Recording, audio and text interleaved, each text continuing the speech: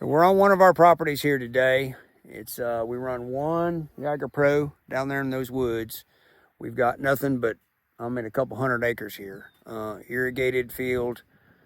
There's corn way over there. And all of this right here is going to be peanuts, probably in the next week. So we down to the wire. They've already pulled their terraces and they're starting to prep the field. Now this is where communication with the landowner is really important, that we've got to work together to understand when these seeds are going in the ground. We had a group identified of 14 hogs down here in this hole, almost ready to drop on them. And then one night it bumped to 18. And we were like, oh boy. So watch, wait, figured out it's basically two groups of hogs. Two groups of hogs are very problematic to trap because generally when they join together, there's a fight breaks out. So we were up here about a week ago, tried a different pattern of pouring corn.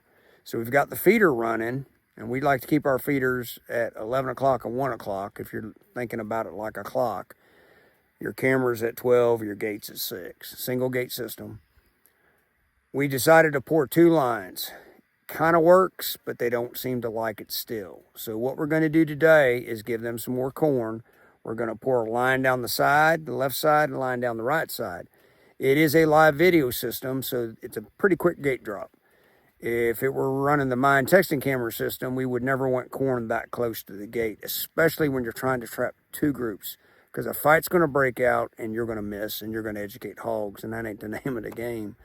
So very risky going into a trap that hogs are going into because of human scent. So rubber boots, and I don't even think that matters, but I think helps is that we'll end up spraying a little doe pee on our boots before we go in. We're going in the hottest time of the day. Hottest time of the day, because we know they're laid up somewhere. We're going to leave the four-wheeler running. You can't get in there with a gator. You can't get in there with anything but a four-wheeler. Leave it running. So, you know, they might hear it in the distance and be like, hey, that's a farmer on a tractor, who cares? So the name of the game is to get this group trapped before our customer puts peanuts in the ground. Because once he puts them in the ground, it's a done deal, and they're not going to quit. Now, the other thing is that once this corn starts to get some ears on it, it's over. You're not going to trap them. So we got a little window here, and we're working hard to close that window.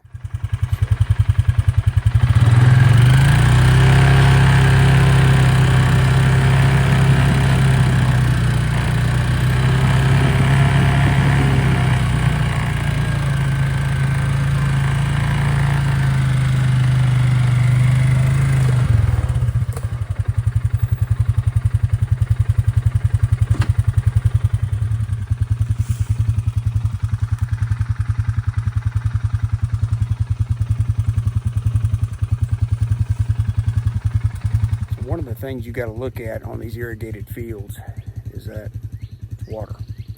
And that is one of the key components to a hog. So when these pivots are running and the runoff comes down, it's going to go somewhere, the runoff water.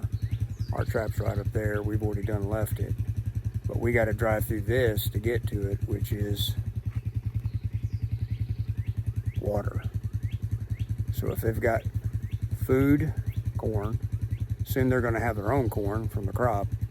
Then they're going to have cover, which is all that junk down in there. That's just brush and junk. And then they got water, and that's the perfect environment. Our trap is strategically located kind of on the edge of all that. We don't want to trap out there in that great big field. Just don't. It is a pain in the ass to get to this trap, I ain't gonna lie. And it's a pain to get hogs out of here.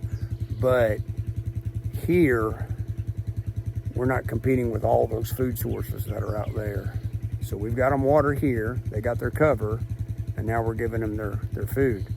But once that corn starts making ears, it's a done deal. Once he puts them peanuts in the ground, until them become a little plant, they're just gonna go down them rows at night, and I mean, it's just brutal.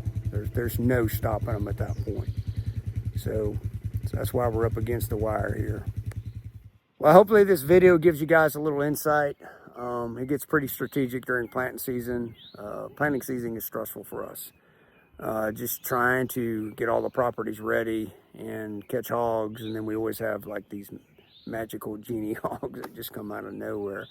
No pressure from our landowner, but if you can look way in the background, they're actually working the fields up. They just came in while we were here. But anyway, it's really touch and go, trying to get this group, trying to, drop the gate, don't educate hogs, peanuts in the ground, eat all the above. If we didn't have everything in play 365 days a year, if I can talk, we would never be able to do this. Proactive hog control is really the way that I wish more and more properties would go to. If you're chasing hogs, you're not trapping them. You're just not. So anyway, beautiful day here in South Georgia. I got to get going. That pivot is working its way over here, and I'm gonna get wet. One thing I failed to mention today when we were in the field, and I was trying to get out of there because that pivot was getting ready to walk over there on us, is that when you're trapping hogs, you honestly want a sense of urgency for the food source. So you want them rolling into that trap fast and hard, head down, let's eat is all going to disappear, and that way everybody comes in. Okay, but what we're doing is trying to get these hogs to get along. So we're spreading the food out and we're giving them plenty of food. They're starting to get to where they seem to get along a little better, and our goal is to get that 18 number and then flip the switch. So what we're doing kind of goes against some of the other things we say, but tactics change. Like everything, there is no set procedure. Tactics change. Fluid movement, I guess, would be the best way to put it. For some of you might be going, well, that's a lot of corn. It is a lot of corn, but it's a lot of hogs, and we're trying to get them to get along, and we spread the food apart. We got one line this way, one line that way, and then we got corn right in the middle. And then they're like going, hey, I'm good here, no one's gonna kick my butt. I'm good over here, I'm good over here, and hopefully it'll work. And if it don't, and then we're just gonna try again. So hopefully that clears up any confusion on that. And with that being said, y'all have a great night.